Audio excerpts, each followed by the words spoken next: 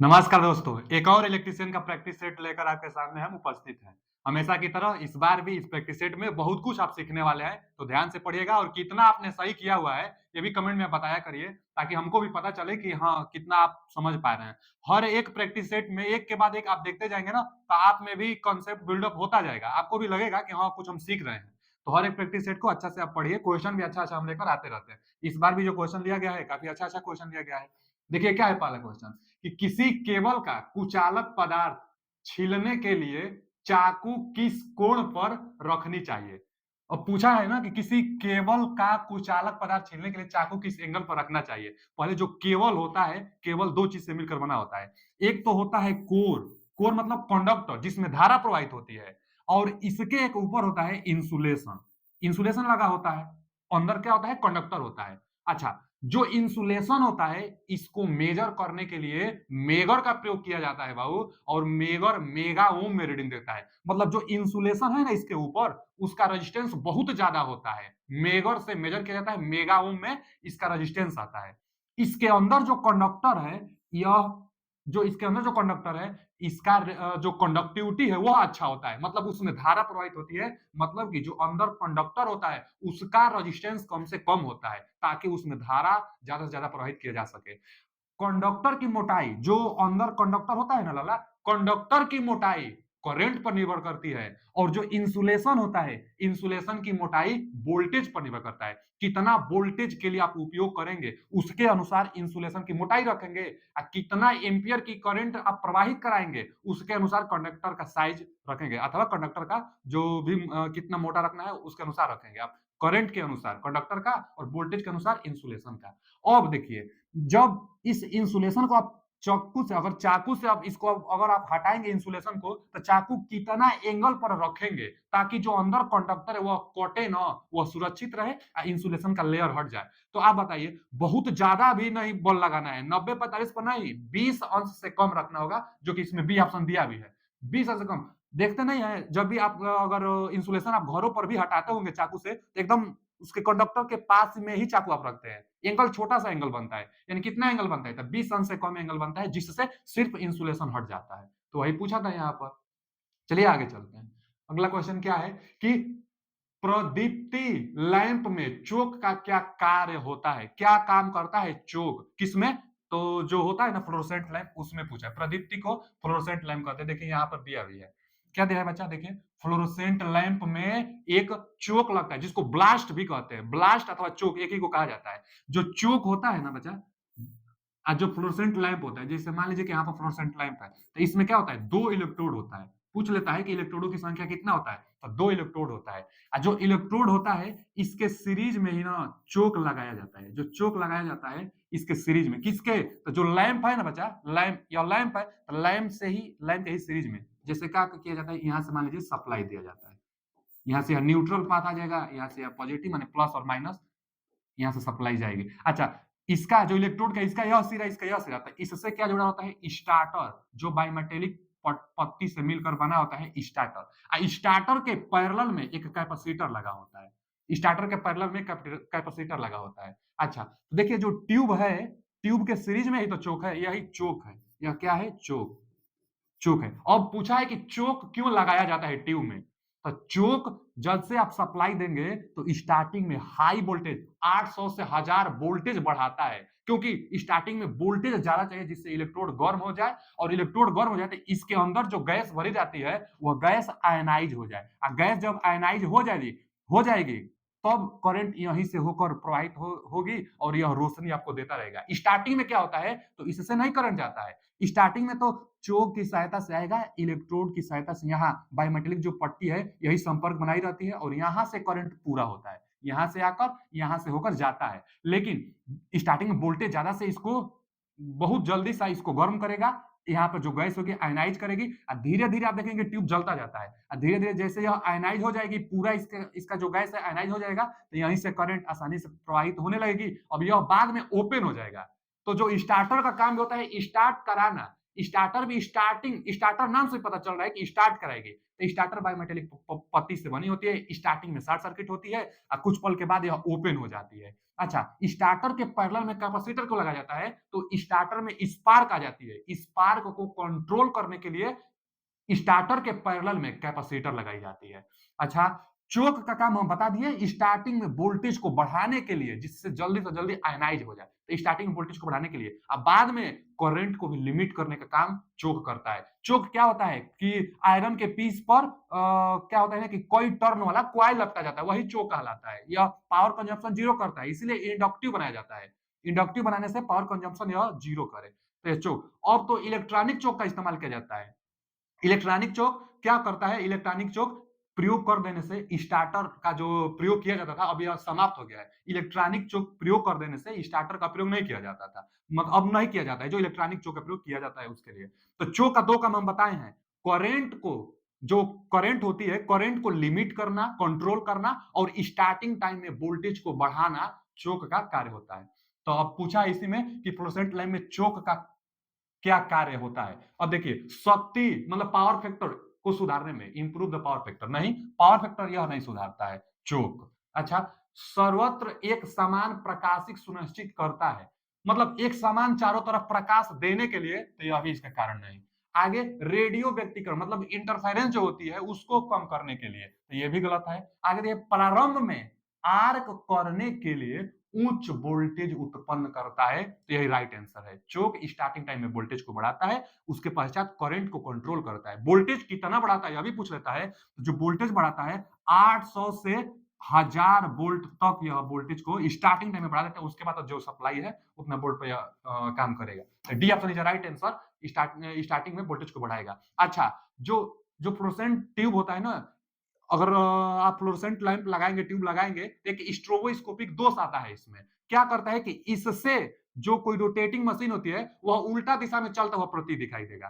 तो उसको सही करने के लिए सीरीज में कैपेसिटर लगाइए, अथवा कई ठो लैंप आप लगा दीजिए, फ्लोरेसेंट लैंप बहुत ज्यादा लगा दीजिए जिससे रोशनी पर्याप्त मिले। अब पर्याप्त रोशनी रहेगी तो जो रोटेशन है ओरिजिनल वाला, वह रोटेशन आपको दिखाई देने लगेगा। तो इसका D option is right answer. अगला क्वेश्चन क्या है कि किसी विद्युत उपकरण में तापन अवयव में कौन सा गुण होना चाहिए। अब देखिए ना, हीटिंग एलिमेंट के बारे में पूछ रहा है, हीटिंग एलिमेंट का क्या गुण होना चाहिए। हीटिंग एलिमेंट की जब बात आए तो जूल का नियम याद आ जाना चाहिए, आई स्क्वायर आर टी। अब आई स्क्वायर आर टी में धारा जितना रहेगा उतना हीट बनेगा, रेजिस्टेंस जितना ज्यादा रहेगा उतना हीट बनेगा। माने हीटिंग जो एलिमेंट प्रयोग करेंगे उसका रेजिस्टेंस ज्यादा होना चाहिए, रेजिस्टेंस ज्यादा होना चाहिए। अच्छा, यहाँ पढ़ लीजिए क्या क्या दिया है हीटिंग एलिमेंट के बारे में, कि high heating coefficient, high heating coefficient नहीं होना चाहिए। क्यों? क्योंकि अगर हीटिंग कोफिशिएंट ज्यादा रहेगा, जैसे अल्फा का मान क्या आता है, फॉर्मूला आर टी बराबर आर नॉट कोष्ट में 1 plus alpha into delta T, एक फॉर्मूला आता है ना। तो जो यह अल्फा क्या है, टेम्परेचर कोफिशिएंट होता है। टेम्परेचर कोफिशिएंट जितना ज्यादा रहेगा, टेम्परेचर कोफिशिएंट जितना ज्यादा रहेगा उतना टेम्परेचर के बदलने पर रेजिस्टेंस का मान बदलता रहेगा। तो हम लोग क्या चाहते हैं, कोई भी कंडक्टर हो, कोई भी मटेरियल हो, अल्फा का मान कम से कम रहे। मतलब टेम्परेचर कोफिशिएंट जितना कम से कम रहेगा उतना रेजिस्टेंस कम से कम बदलेगा। तो अल्फा का मान जितना कम रहेगा उतना रेजिस्टेंस कम बदलेगा टेम्परेचर के अनुसार।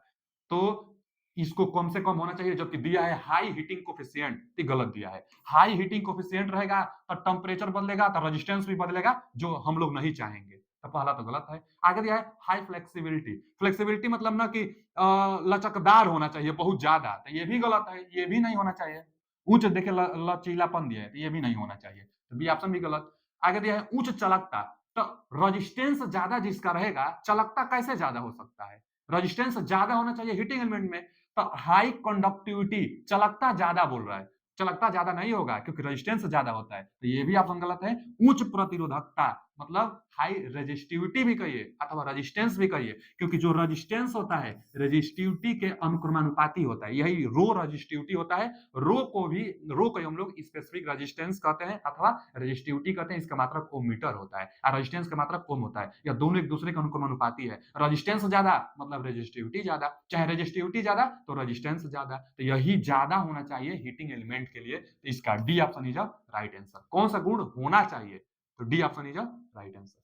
अगला क्वेश्चन क्या है, अगला क्वेश्चन है बच्चा कि ट्रांसफार्मर में टैप चेंजर का क्या कार्य होता है। टैप चेंजर किसी न किसी एक सेट में एक बार और आया था। जो टैप चेंजर होता है ट्रांसफार्मर के हाई वोल्टेज साइड में प्रयोग किया जाता है। टैप चेंजर का काम होता है ट्रांसफार्मर का जो सेकेंडरी साइड का वोल्टेज होता है, मतलब जिस साइड में टैप चेंजर लगा होता है उस साइड का वोल्टेज को कंट्रोल करता है लोड के अनुसार। कितना परसेंट? तो प्लस माइनस 5%, यानी 5% वोल्टेज को बढ़ा भी सकता है, 5% वोल्टेज को घटा भी सकता है। तो वोल्टेज को बढ़ाना घटाना टैप चेंजर का कार्य होता है। कहां लगता है? हाई वोल्टेज साइड में लगता है। अब पढ़ लिया जाए कि पूछा है टैप चेंजर का क्या कार्य है। पहला ऑप्शन है धारा घटाना बढ़ाना। धारा नहीं बचा, वोल्टेज को घटाता बढ़ाता है।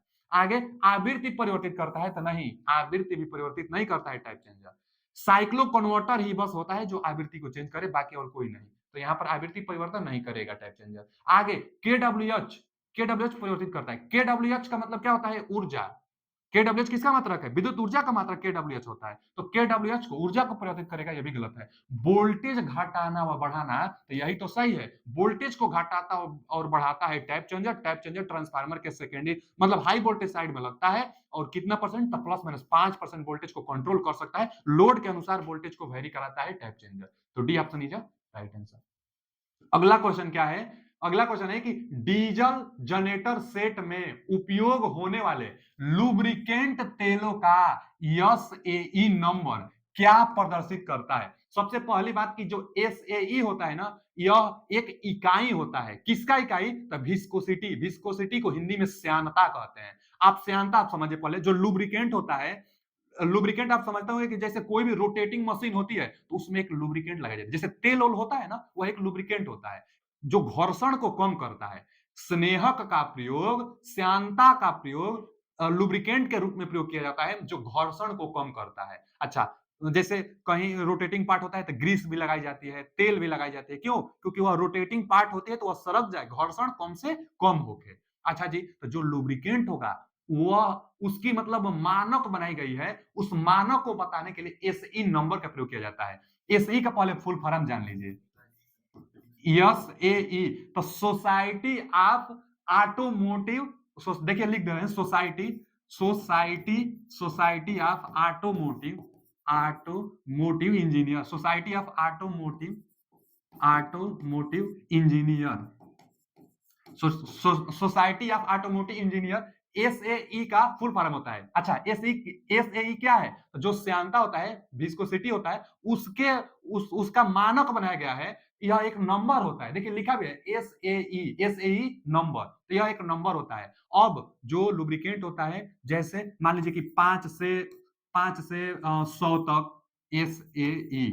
अच्छा, और मान लीजिए 100 से 250 एस ए ई, 0 से मान लीजिए 5 एस ए ई तक का। एस ए ई एक नंबर होता है जो कि श्यानता लुब्रिकेंट के नंबर को बताता है। अच्छा, जितना कम से कम एस ए ई नंबर रहेगा उसका जो चिपचिपाहट होगी, जो श्यानता होगा, वह एकदम विरल होगा, आसानी से वह फैल सकती है। और जितना ज्यादा, अब इन दोनों में गाढ़ा कौन है? तो जिसका एस ए ई नंबर ज्यादा रहेगा यह गाढ़ा होगा। मतलब जो लुब्रिकेंट होगा यह गाढ़ा होगा, आसानी से फैल नहीं सकती है इधर उधर। और जितना कम नंबर रहेगा ना, आसानी से फैल सकता है। जैसे ट्रांसफार्मर के लिए 5 से 100 के बीच में एस ए नंबर आता है, जो ट्रांसफार्मर आयल होता है। तो यह कॉमे नंबर है ना जी, 250 100 से तो कॉमे नंबर होता है ट्रांसफार्मर आयल का एस नंबर, इसलिए ट्रांसफार्मर आयल है। देखिए ना, इधर उधर वह आसानी से फैल सकता है। तो श्यानता के नंबर को बताने के लिए एसई का प्रयोग किया जाता है। तो यही पूछा है कि लुब्रिकेंट तेलों का एसएई माने society of automotive engineer SAE number क्या प्रदर्शित करता है? तो श्यानता को, विस्कोसिटी को प्रदर्शित करता है।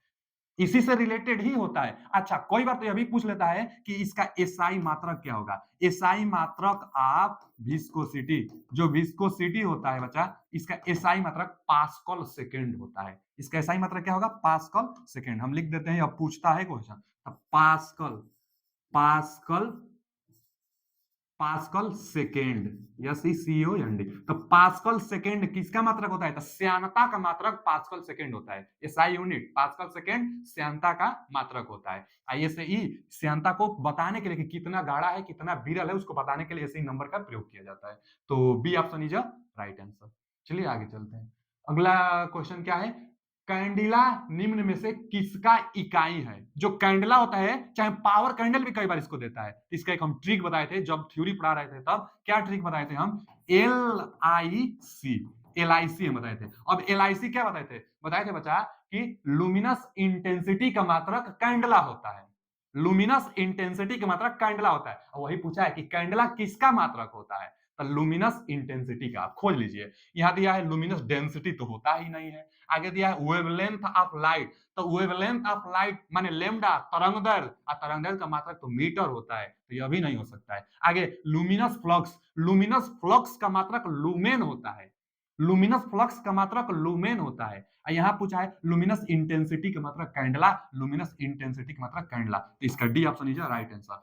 ज्योति तीव्रता लुमिनस इंटेंसिटी का मात्रक कैंडला, चाहे पावर कैंडल भी होता है। अच्छा जी, लुमिनस इंटेंसिटी का फॉर्मूला क्या होता है और प्रतीक क्या होता है? तो इसको आई से डिनोट करते हैं, और फाई चाहे एफ देता है नहीं तो फाई देगा, फाई बटा में ओमेगा। ओमेगा क्या है? ओमेगा को हम लोग कोणीय मतलब एक घन कोण, ओमेगा को घन कोण कहते हैं। एक तो कोण होता है, एक घन कोण होता है, तो इसको हम लोग क्या कहते हैं? घन कोण कहते हैं। घन कोण का मात्रक स्टेरेडियन और कोण का मात्रक रेडियन होता है, तो इसको हम लोग घन कोण कहते हैं। अच्छा, घन कोण क्या होता है? तो जैसे कोई कुल्फी उल्फी होता है ना, तो इसके यह पूरा एरिया के कारण जो केंद्र पर एंगल बनता है 3D पिक्चर में, जो 3D पिक्चर में एंगल बनता है, इसी को हम लोग घन कोण कहते हैं। घन कोण ओमेगा से हम लोग डिनोट करते हैं। ओमेगा घन कोण का मात्रक स्टेरेडियन होता है। तो इंटेंसिटी होता क्या है कि एक निश्चित दिशा में, एक निश्चित दिशा में उत्पन्न होने वाला फ्लक्स इंटेंसिटी कहलाता है। यह दिशा को बताएगा ना, कि देखिए ना, अगर मान लीजिए कि यहाँ पर कोई लाइट है, तो अब ओमेगा से निकलने वाला लाइट क्या होगा कि एक निश्चित बस दिशा में, माने इतना ही एरिया से निकलेगी। अब इधर उधर की बात हम नहीं कर रहे हैं, तो ओमेगा एक निश्चित दिशा को बताता है, तो एक निश्चित दिशा में निकलने वाला फ्लक्स इंटेंसिटी कहलाता है। इसका मतलब कैंडल पावर चाहे कैंडला होता है, तो D option is right answer. बहुत मात्रक पूछता है इस अध्याय से। आगे क्या है?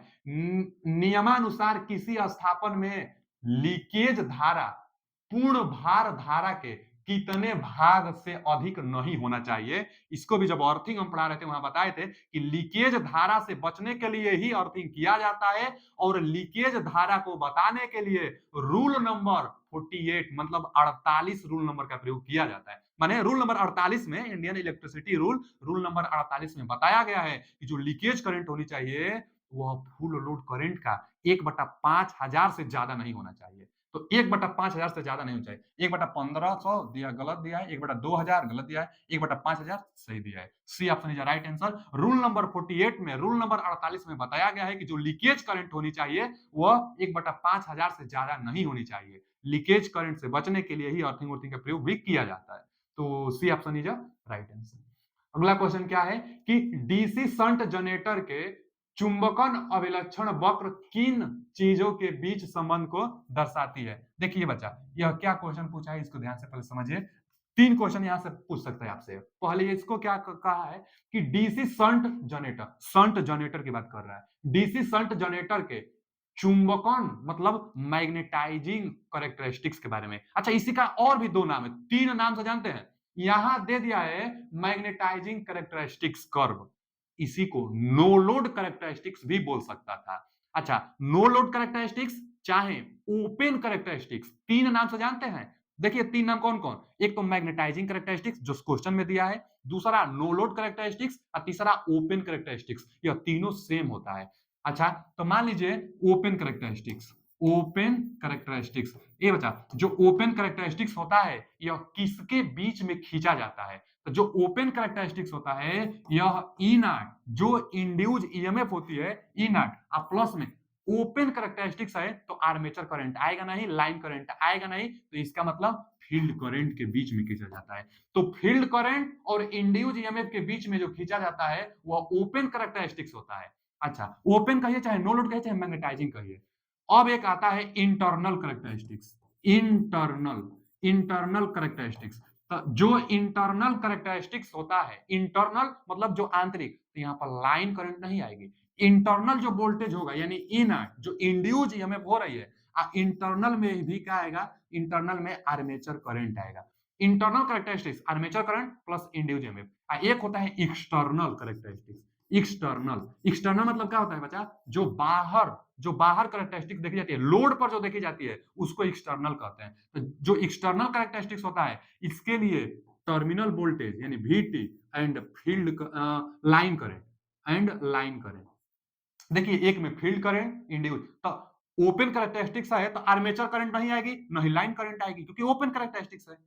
चाहे मैग्नेटाइजिंग कह दीजिए तो फील्ड करंट से जो मैग्नेटाइज होगा तो वो ओपन कैरेक्टरिस्टिक, चाहे मैग्नेटाइजिंग चाहे नो लोड। एक होता है इंटरनल और एक होता है एक्सटर्नल। तो एक्सटर्नल मतलब लोड पर, तो लोड पर टर्मिनल वोल्टेज और आईएल के बीच में, लाइन पर लोड पर, तो यहाँ पर देख लीजिए किसके बीच में। और इंटरनल कैरेक्टरिस्टिक्स जो आंतरिक क्वालिटी है, तो ई नॉट और आई, ई नॉट मतलब कि जो इंड्यूस ईएमएफ हो रही है, यहाँ पर भी दे सकता है। तो जो वोल्टेज बन रहा है चाहे इंड्यूस जो हो रहा है और आर्मेचर करंट हो रहा है इंटरनल। अच्छा इसका ग्राफ भी देख लीजिए, जो इसका ग्राफ बनता है, पहले तो दिया है शंट जनरेटर, तो डीसी शंट जनरेटर है, तो शंट जनरेटर है तो मान लीजिए नो लोड पर जो कुछ ना कुछ वोल्टेज यहाँ पर इंड्यूस कर रहा है ना, यही है ई नॉट।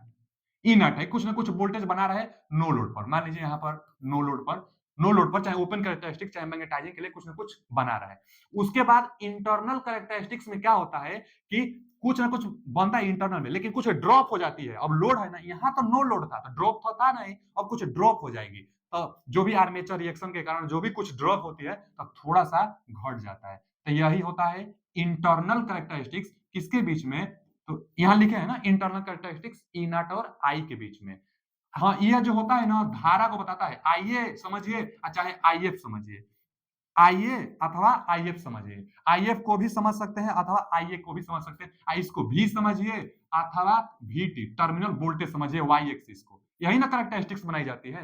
तो चलिए यह तो हो गया नो लोड चाहे मैग्नेटाइजिंग पर, यह हो गया इंटरनल कैरेक्टरिस्टिक्स। एक एक्सटर्नल जो लोड पर, तो लोड बढ़ाने के साथ साथ जो टर्मिनल वोल्टेज होता है ना थोड़ा थोड़ा घटता जाता है, एक बार ऐसा नेचर आता है जो ड्रॉपिंग नेचर दर्शाता है। तो जो डीसी शंट जनरेटर होता है ड्रॉपिंग नेचर दर्शाता है। तो पूछता क्वेश्चन है कि वोल्टेज रेगुलेशन निगेटिव किस में होता है, तो डीसी शंट जनरेटर में voltage regulation negative. Voltage regulation का मतलब कि स्टार्टिंग में वोल्टेज नो लोड पर वोल्टेज और फुल लोड पर वोल्टेज, तो लोड बढ़ा रहे हैं तो वोल्टेज कम होता जा रहा है, वोल्टेज कम होता जा रहा है। अब बहुत ज्यादा जब लोड बढ़ा देंगे एकदम से जीरो भी हो सकता है, तो ड्रॉपिंग नेचर घटते जा रहा है, तो ड्रॉपिंग नेचर शंट जनरेटर का ही होता है। और यह जो कैरेक्टरिस्टिक्स है एक्सटर्नल कैरेक्टरिस्टिक्स है।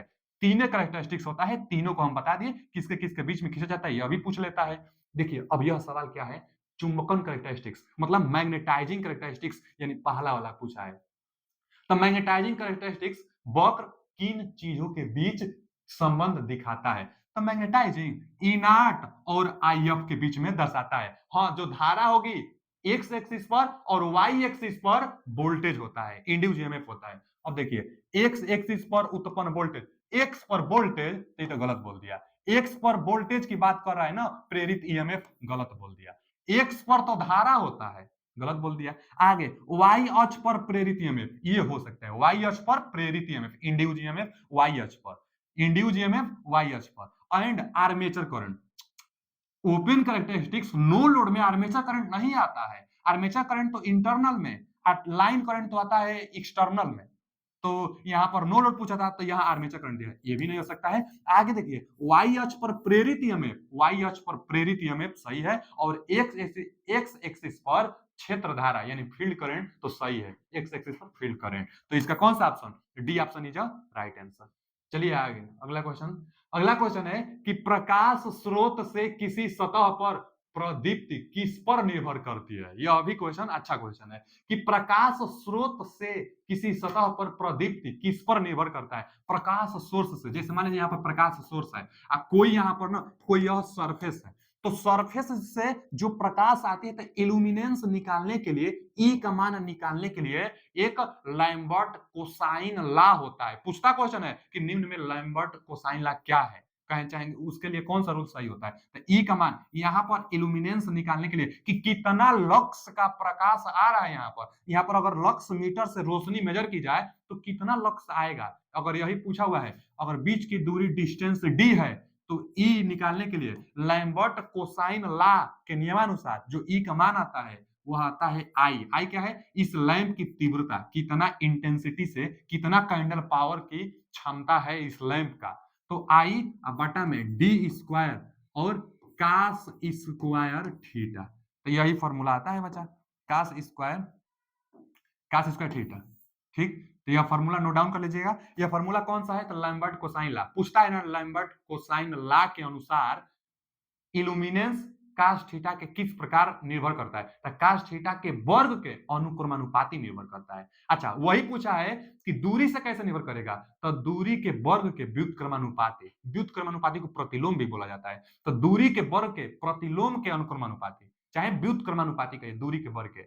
अच्छा, हम बताए थे एक फॉर्मूला कि ये तो सीधा सीधी है, चाहे कोई एंगल पर भी पूछ लेगा तो वही थीटा, कुछ किसी एंगल पर यहाँ पर निकालना होता है तो इसको थीटा को यहाँ पर रखा जाता है। लेकिन ध्यान रहे, अगर कास स्क्वायर थीटा अगर लगाएंगे ना फॉर्मूला यहाँ पर इल्यूमिनेंस निकालने के लिए, तो अब यह दूरी नहीं, अब यह दूरी ली जाती है। अगर ये वाला फॉर्मूला लगाएंगे तब डिस्टेंस वही लेना है जहां पर आप निकालने वाले हैं। लेकिन अगर क्यू थीटा हम बार बार बताते हैं, ई बराबर I D square cos Q theta आप करिए।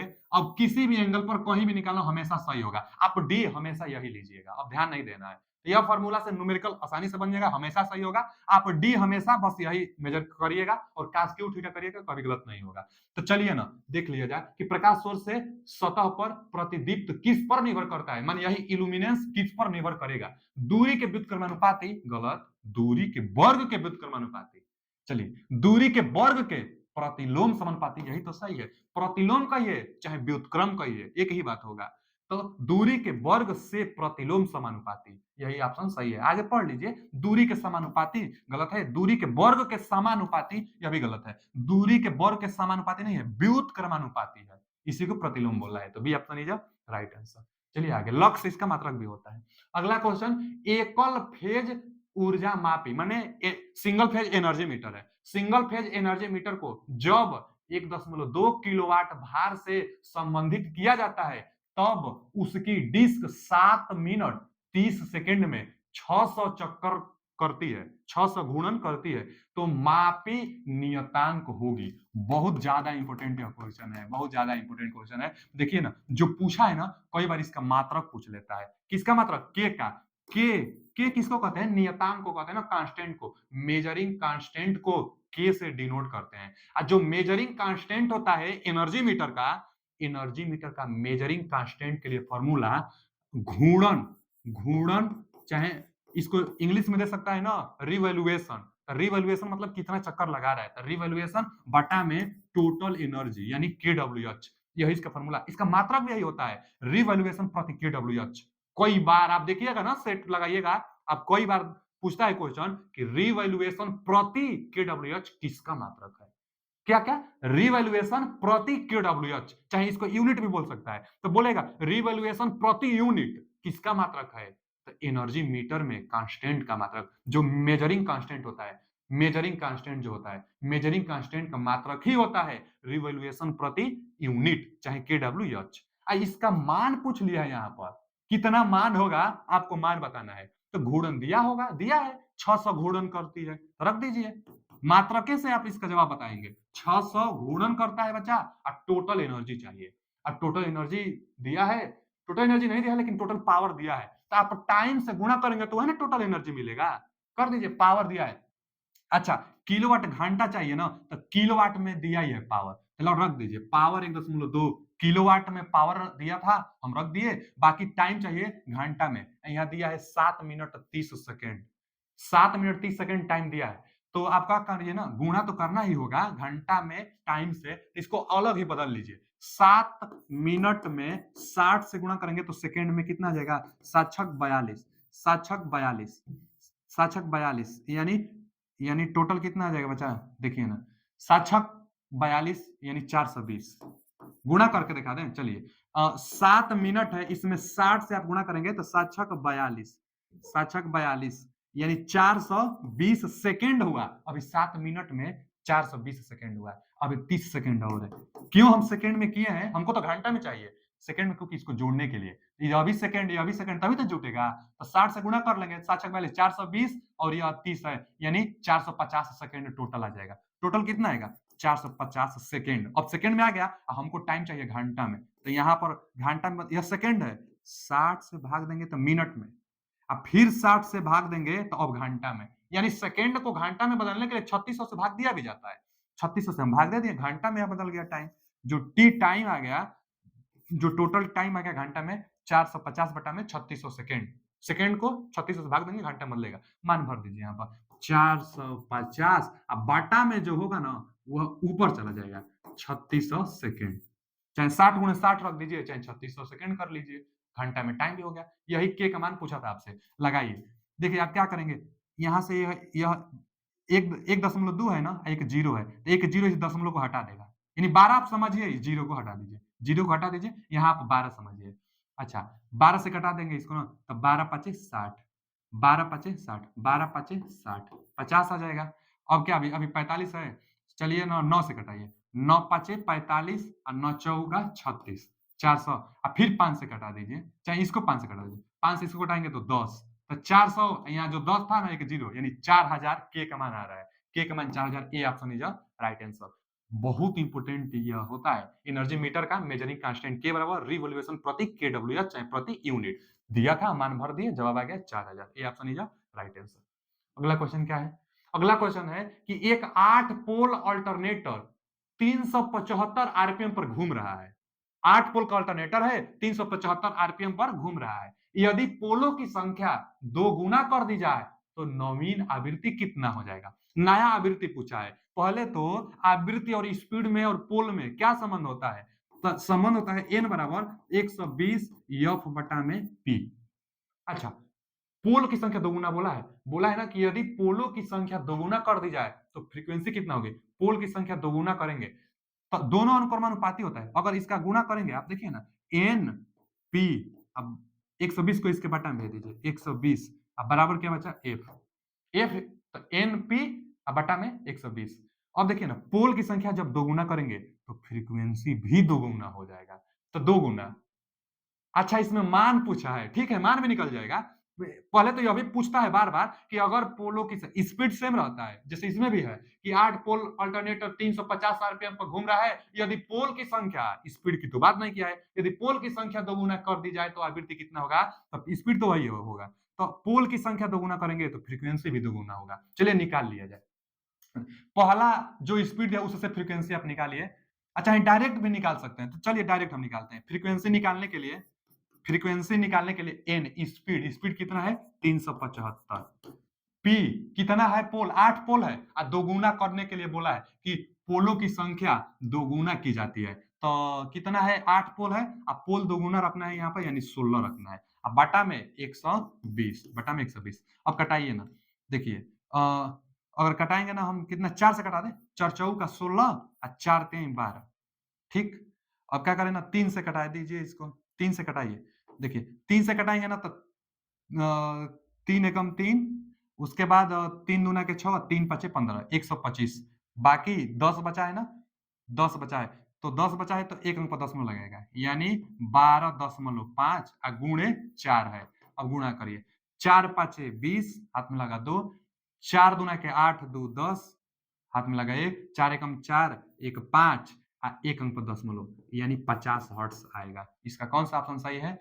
50 हर्ट्ज आएगा बी। इसका मतलब ना कि स्टार्टिंग में 25 हर्ट्ज था, अब पोल दोगुना हम रखे हैं यहाँ 16 पोल, तब आया है कितना? 50 हर्ट्ज आया है। अच्छा, स्टार्टिंग में निकाल लिया जाए। स्टार्टिंग में फ्रीक्वेंसी निकालने के लिए इस फॉर्मूला वही लगेगा, एन बराबर 120 एफ बटा में पी। चलिए ना, स्पीड कितना दिया था? 375, 375 आरपीएम पर घूम रहा है, 120 फ्रीक्वेंसी निकालना है, अब पोल कितना था? 8 पोल था। लगाइए, देखिए 4 से कटाइए, 4 दूना के 8 और 4 तिहाई 12, 30, फिर 2 से कटाएंगे तो यहाँ पर 15, अब 15 से कटाइए तो 15 दूना के 30, 15 पाँचे 75, आ गया ना 25 हर्ट्ज। स्टार्टिंग में 25 हर्ट्ज था, अब पोल दुगुना करने पर आ गया 50 हर्ट्ज। तो फॉर्मूला भी बता रहा था कि पोल दोगुना फ्रीक्वेंसी डबल हो जाएगा, नहीं तो हम निकाल भी लिए, स्पीड वही था, पोल दोगुना करके निकाले, आ गया 50 हर्ट्ज। तो इसका D option is right answer.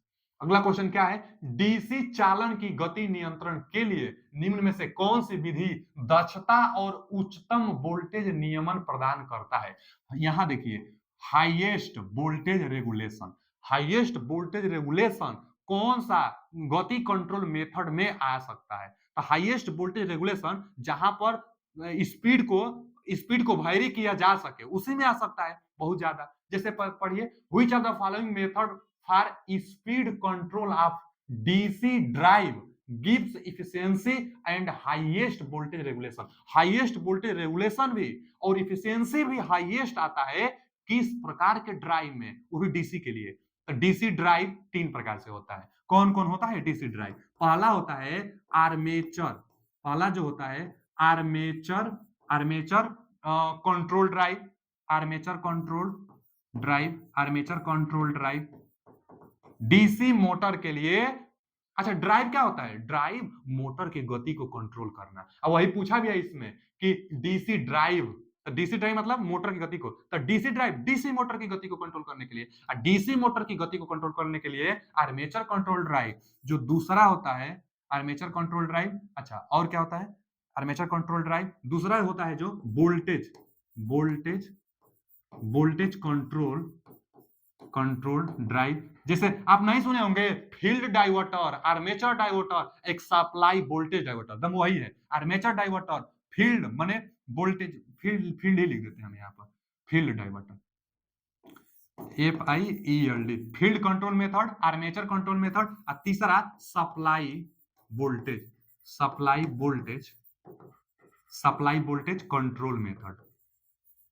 3 प्रकार से होता है डीसी मोटर का control, supply voltage control method, field control method, armature control method. बचा जो आर्मेचर कंट्रोल मेथड होता है, इसमें रेटेड स्पीड मतलब जो बेस स्पीड होता है उससे कम गति प्रदान की जाती है। चाहे इस मेथड का प्रयोग गति को बेस जो स्पीड होता है उस स्पीड से गति कम करने के लिए इस मेथड का प्रयोग किया जाता है। अब फील्ड कंट्रोल जो मेथड होता है, इसमें रेटेड स्पीड से अथवा बेस स्पीड से एवं हाई स्पीड प्राप्त की जाती है फील्ड कंट्रोल। क्यों? क्योंकि इसमें फ्लक्स कम होता है तो स्पीड बढ़ता है, जो स्पीड होता है फ्लक्स के व्युत्क्रमानुपाती होता भी है फॉर्मूला से।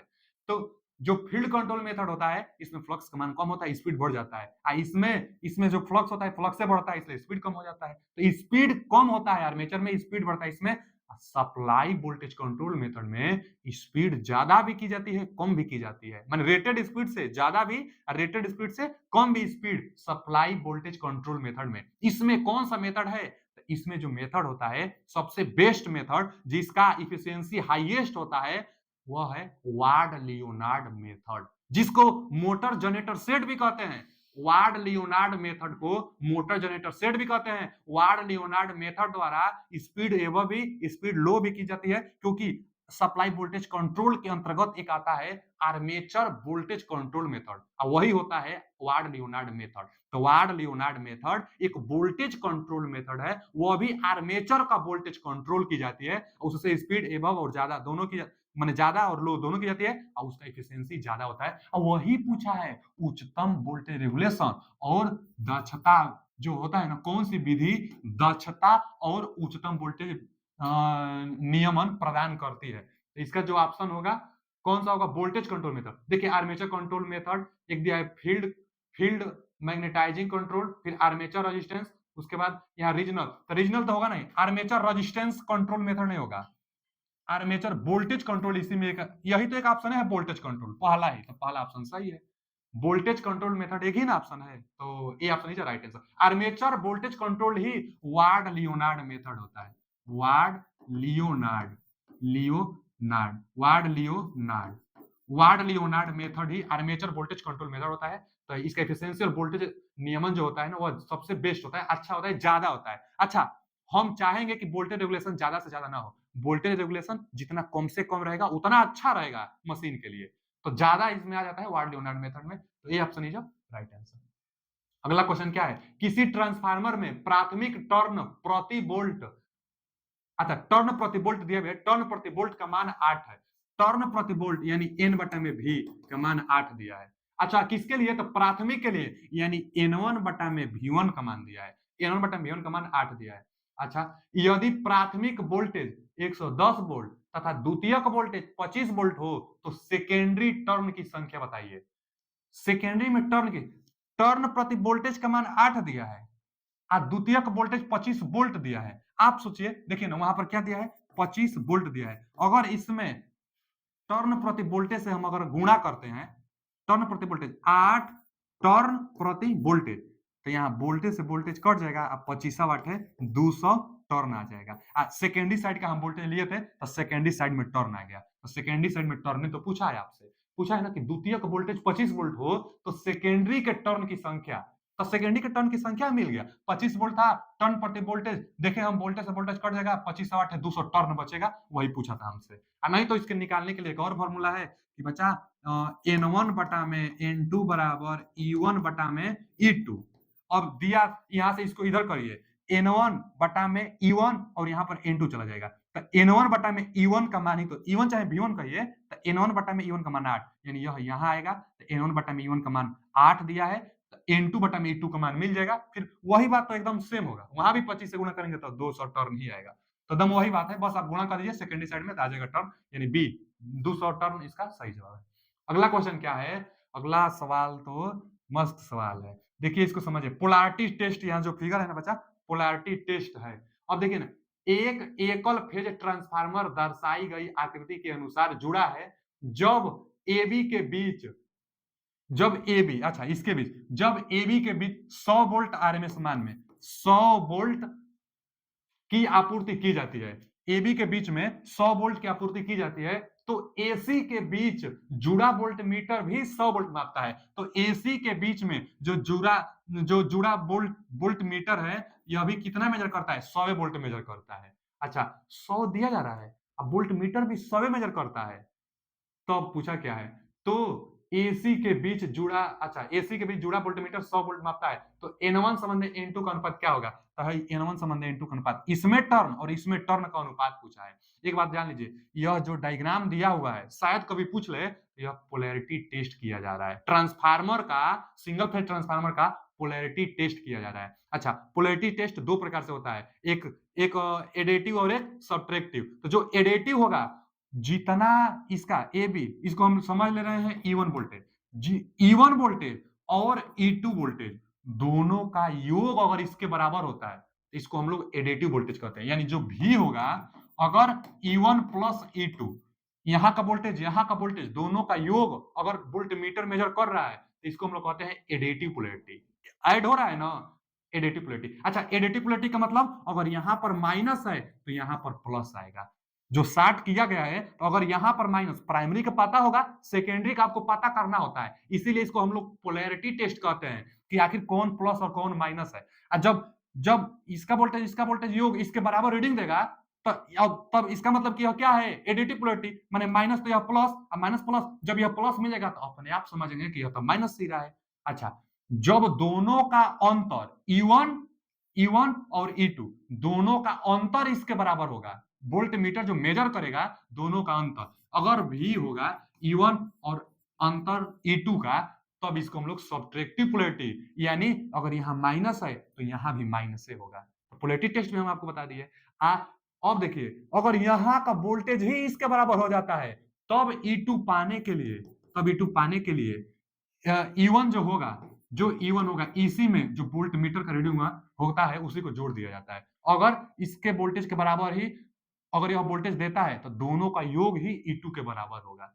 तब देखिए ना 100 वोल्ट दिया जा रहा है और 100 वोल्ट मेजर कर रहा है, सवाल बता रहा है कि 100 वोल्ट एसी के एबी के बीच में है, यह 100 वोल्ट मेजर किया है, तो टोटल E2 का मान कितना जाएगा, 200 आ जाएगा। 100 यह भी है, 100 यह भी है, 100 प्लस 100 यानी टोटल कितना, 200 वोल्ट आ जाएगा।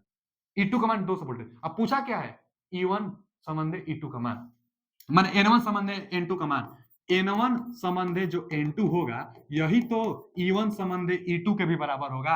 E1 कितना है, 100 है, E2 कितना आया है, अभी 200 आया। हम बताएं यह है, जब दोनों बराबर तो दोनों का योग E2 के बराबर होगा, यानी 200 आया है, तो यहाँ पर 200 रख देंगे, तो कितना आ गया, एक संबंध 2। तो इसका कौन सा ऑप्शन सही होगा, एक संबंध 2 दिया है, ए ऑप्शन दिया है, तो एक संबंध 2 होगा। क्वेश्चन अच्छा था, क्वेश्चन बस समझने वाली थी। तो n1 संबंधी n2 पूछा है, वही e1 संबंधी e2 होता है। 100 है या 200 है, इसका जवाब जो हो जाएगा 1 संबंधी 2 हो जाएगा।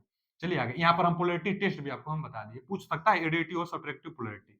आगे क्या है, 1.5 टन एयर कंडीशनर, कंडीशनर जो होता है ना एसी 1.5 टन होता है, टन में मेजर की जाती है एसी को। तो 1.5 टी माने टन, तो 1.5 टन कंडीशनर के लिए किस सर्किट ब्रेकर का उपयोग करेंगे, माने कितना एम्पियर रेटिंग का सर्किट ब्रेकर आप प्रयोग करेंगे, किसके लिए, तो 1.5 टन की एसी के लिए। एक बात जान लीजिए, जो जो टन होता है ना 3500 टन होता है, एक टन में टोटल 3500 टन, मतलब 3500 वाट होता है। एक टन में कितना वाट होता है। अब बहुत जो एसी होता है air conditioner 1.5 ton 2 ton AC होता है। एक क्वेश्चन आया था 2 टन एसी के लिए कितना एमएम वायर का प्रयोग किया जाता है, तो 4 एमएम वायर का प्रयोग किया जाता है 2 टन एसी के लिए। तो टन में एसी क्या मेजर की जाती है, लेकिन 1.5 टन है तो आखिर कितना वाट हुआ, पावर तो ले। एक टन में 3500 वाट, 3500 वाट नहीं होता है, एक टन में कितना होता है बच्चा, एक टन में 1000 वाट होता है, एक टन में 1000 वाट। जैसे क्वेश्चन भी कहा था कि 1.5 टन का जो एयर कंडीशनर होता है वह कितना वाट का होता है, तो 1.5 टन हम लोग कितना देते हैं 1500 वाट, कहीं कहीं कहीं कहीं 1600 वाट देता है, यानी 1500 से 1600 वाट देता है। एक क्वेश्चन यह भी आया था कि 2 टन की एसी कितना वाट का होता है, तो 2000 वाट के आसपास। यह भी क्वेश्चन सब पूछता है, लिख लीजिएगा कि 1.5 टन मतलब 1.5 टन की एसी कितना वाट का, तो 1500 वाट, 1500 वाट अथवा 1600 वाट देता है। यह क्वेश्चन आ चुका है प्रैक्टिस सेट में। एक बार यह भी आया था 2 टन की एसी, जो 2 टन की एसी है, यह एसी के लिए हम बता रहे हैं, जो 2 टन की एसी होगी उसके लिए कितना, 2 टन के लिए तो लगभग में 2000 वाट, 2 टन की एसी के लिए 2000 वाट। अच्छा, एक टन में 1000 वाट होता है, रियल में अगर देखा जाए तो 1017 वाट होता है, तो लगभग 1000 वाट के आसपास है। तो एक टन 1000 वाट, तो 1.5 टन में कितना, गुणा कर लीजिए। तो 1.5 टन एसी में, 1.5 टन की एसी में टोटल कितना वाटेज आ जाएगा 1.5 टन में, तो 1.5 का इसमें आप गुणा करेंगे। आप 1.5 का गुणा करेंगे तो कितना आ जाएगा बच्चा, एक अंक दशमलव आगे ले जाएगा, यानी 15, यानी 1500 आ जाएगा। अभी हम ऊपर लिखाए भी थे आपको, अभी ऊपर लिखा है, देखिए 1.5 टन के लिए 1500 वाट लगभग आता है। अब गुणा करके भी दिखा दिए, एक टन में 1000 वाट लगभग मानक फिक्स किया गया है, एक टन में 1000 वाट और 1.5 टन की एसी कितना वाटेज का हो जाएगा, तो 1500 वाट का हो जाएगा 1.5 टन का जो एसी होगा। अच्छा, टन समझ रहे हैं आप, टन होता क्या है, देखिए जो पहले घरों को ठंडा करने के लिए इस्तेमाल किया जाता था, बर्फ का इस्तेमाल किया जाता था। एक टन बर्फ जो होता था 24 घंटा तक एक नॉर्मल रूम को कूलिंग करता था। कूलिंग ठंडा करने के लिए बर्फ का इस्तेमाल किया जाता था, एक टन बर्फ का इस्तेमाल किया जाता था। उसके बाद एसी जब आया, एसी काम भी रूम को ठंडा करना, तो जब रूम को ठंडा करता था एसी, तो एसी का मात्रक भी टन में मेजर किया जाने लगा कि 1 टन की एसी है, 1.5 टन की एसी है, 2 टन की एसी है। तो वही दिया है 1.5 टन कंडीशनर मतलब एयर कंडीशनर, तो 1.5 टन का जो कंडीशनर है उसके लिए सर्किट ब्रेकर की रेटिंग भी पूछा है। तो वाटेज पता है, घरों में सप्लाई भी पता है कि 230 वोल्ट आता है, सिंगल फेज घरे में ही इस्तेमाल किया जाता है, 1.5 टन और 2 टन जितना एसी होता है उसको सिंगल फेज चाहिए होता है, तो सिंगल फेज की सप्लाई 230 वोल्ट होता है। तो 230 वोल्ट वाट दिया है, पी बराबर क्या होता है, करंट पूछा है आपसे, P बराबर होता है VI और टोटल 1.5 टन टोटल 1500 वाट का होता है, आपको पता ही है कि 1.5 टन जो होता है 1500 वाट का होता है, निकाले भी है यहाँ 1500 वाट। और टोटल वोल्टेज भी आपको पता है कि घरों में सप्लाई जो होता है सिंगल फेज का 230 वोल्ट होता है, और वही करंट रेटिंग आपसे पूछा है, करंट का मान आपसे पूछा है, तो 230 से आप भाग दे दीजिए। तो 1500 जो वाटेज है इसमें 230 से भाग दीजिए, जो करंट का आएगा बताइए, तो कितना आ रहा है 6.7, 6.7 के आसपास करंट का मान आ रहा है। 6.7 के आसपास कौन सा एक ही विकल्प है 5 एम्पियर, तो इसका C option is right answer. कितने एम्पियर का सर्किट ब्रेकर इस्तेमाल करेंगे कि कम से कम 5 एम्पियर का तो ही होना ही चाहिए, तो 5 एम्पियर इसका सही जवाब है, आप निकाल भी सकते हैं। चलिए आगे चलते हैं। अगला क्वेश्चन क्या है कि किसी डीजल जनरेटर सेट में यदि सफेद धुआं दिखाई देता है तो वह सूचित क्या करता है। अच्छा, कोई डीजल जनरेटर सेट होता है ना, तो धुआं सफेद अगर आने लगता है तो वह जो नमी होता है, जो जल होता है, वह भाप में नहीं बदल पाता है, माने ईंधन में नमी बनी रहती है, नमी के कारण ही धुआं सफेद निकलता है। तो इसमें क्या होगा, दहन कक्ष में पानी है, सही जवाब है A option is right answer. दहन कक्ष में पानी होने के कारण जो डीजल जनरेटर सेट होता है, दहन जो होती है उसमें सफेद धुआं निकलता है। ठीक है, चलिए इसका तो option A is a right answer. आज के लिए इतना ही, मिलते हैं अगले वीडियो में। क्वेश्चन कैसा लगा, आपने कितना सही किया, कितना बना सकते हैं, कमेंट करके जरूर बताइए। पीडीएफ पाने के लिए टेलीग्राम लिंक लगा हुआ है, उसमें ज्वाइन हो जाइए। Thank you.